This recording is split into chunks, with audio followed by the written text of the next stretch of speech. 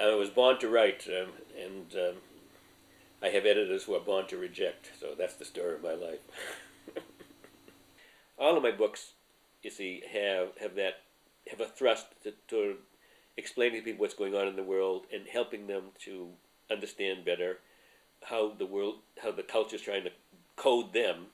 This is one of my earliest books, Pop Culture. I loved the cover. Here's one on ads and addiction television. I actually testified before Congress on advertising and its negative aspects.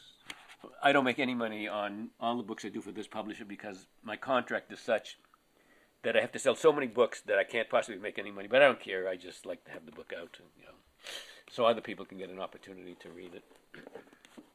This is a kick because I wrote an article once called The Evangelical Hamburger, in which I explained that McDonald's was an evangelical religion. The metaphor is I'm like a secret agent. I'm discovering secrets that are around the culture and explaining them to people who don't know them. Because what does the secret agent do? He finds the codes, decoding culture and turning people into other decoder men, like a zombie. You touch them and they start decoding the culture.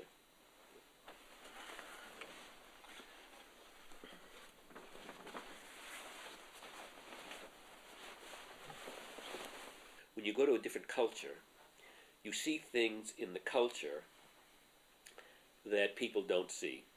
Because they're so used to the things in their culture, they don't realize they're doing something that's remarkable or interesting. So the thing is, I'm a stranger in this culture. I play the role of a stranger in this culture, looking for things, and if they're not there, I make them up and put them in. I was just writing about sunglasses today, as a matter of fact.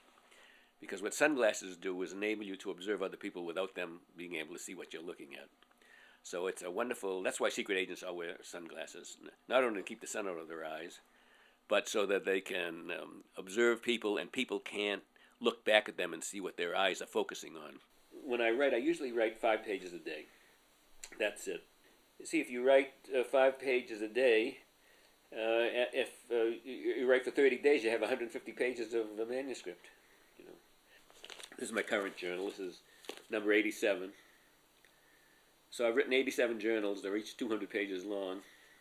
And in the journals, I write about what I've written, what I'm writing, what I'm planning to write. So I've got into the habit, the more I write in my journals, the more I write.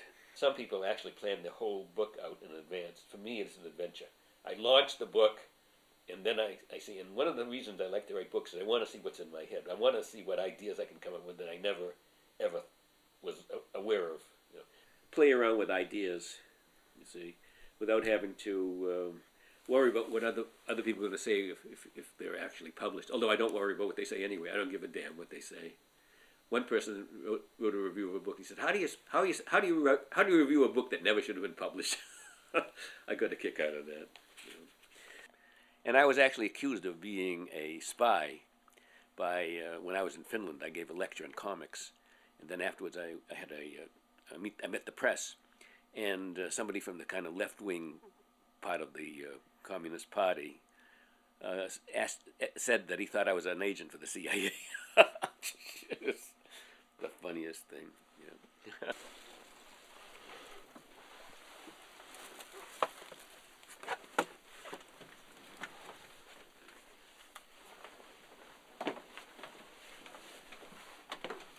So I do a lot of drawings in my journal.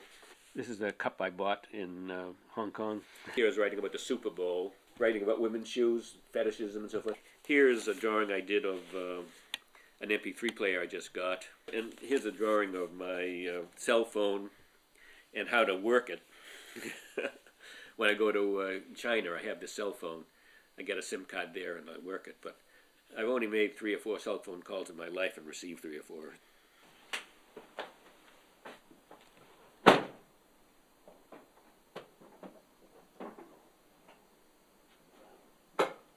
The Chinese, for some reason, love my stuff. I don't know, I've had 9 or 10 books translated into Chinese. Absolutely crazy. But so I think it's because I ate all that Chinese food when I was a kid that I'm getting my just rewards. Mitch Allen, who I call the Great Rejecter, usually meet a couple of times a year on Clement Street and go to Chinese restaurants and have dim sum or other kinds of Chinese food. Yeah, but I'm not the only person who's rejected Arthur. Many people far better than I have rejected him. It's interesting you say that because Mitch once said to me, "I've rejected better people than you, Arthur."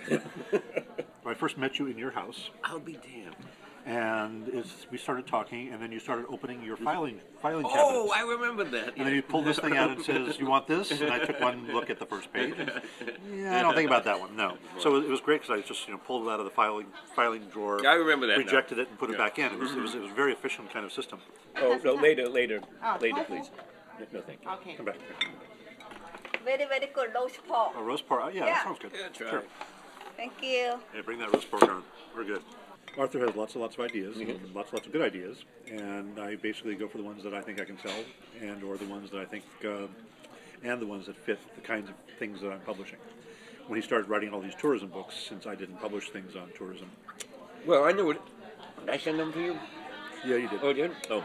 I wrote about, Freud, Marx, all kinds of serious stuff, but I just don't write it in their jargon, sort of Phil style that they learn in grad school. They're all rolling over in their graves, even as we speak. I wrote a poem about my work. A mind wide-ranging and judicial, he skims the surface of the superficial. Just don't send me a poetry book, okay? Please. Anyway, what the heck? I'm doing all right, so I can't really complain. No, you can. When people talk about Americans being materialistic, everything is relative. In some respects, we're just rank amateurs compared to sort of Hong Kong Chinese people, grammar queens and so forth that live there. Oh, that garlic, wow. I'm tempted, but I'm not supposed to eat garlic, although I do.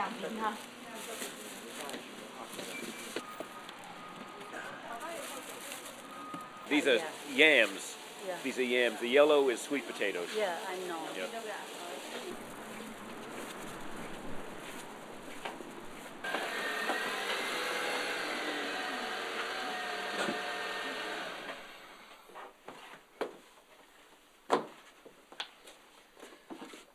But I mean, the fact is, if you're going to have the consumer culture, you have to have people buying things. If people are going to manufacture things, other people have to buy them.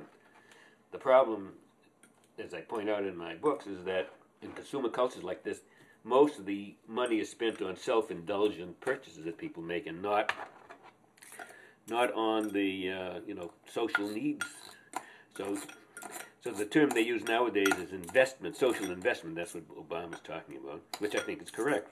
Social investment rather than personal consumption.